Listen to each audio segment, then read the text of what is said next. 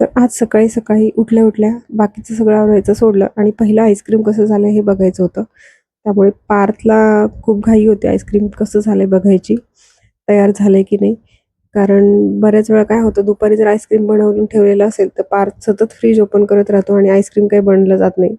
त्यामुळे रात्री बनवलं होतं, त्यामुळे सकाळी खूप एक्साइटमेंट होती. बाकी सगळंच राहिलं तरी चालेल, पण पहिल्यांदा आईस्क्रीम बघायचं होतं त्याला. तर अतिशय टेस्टी असं बटरस्कॉच आईस्क्रीम झालं होतं. त्याच्यानंतर ते थोडंसं व्हिडिओ घेतलं. त्यानंतर पार्थची आवरावर करायची होती. बरीचशी आवरावर तो आता स्वतः करायला शिकलाय. स्वतःचे कपडे वगैरे घालणे किंवा सॉक्स वगैरे अडकवणं. टिफिन पण बॅगेमध्ये कधी-कधी भरतो तो. तर बरीचशी कामं तो स्वतःची स्वतः करतो. आणि आज त्याच्या टिफिनसाठी मी डोसा बनवला होता आणि अवोकाडो आणि लसूणच्या पातीची अशी वेगळी चटणी बनवली होती. खूप छान टेस्टी अशी चटणी झाली होती. तर अवोकाडो, त्याच्यानंतर कोथिंबीर थोडीशी स्वच्छ धुवून घेतली, एक हिरवी मिरची घेतली आहे आणि लसूणची पात. तर हे सर्व मिक्सचर छान असं एकत्र बारीक ते वाटून घेतलं होतं आणि चटणी आणि डोसा असं पार्थला टिफिनला दिलं होतं मी.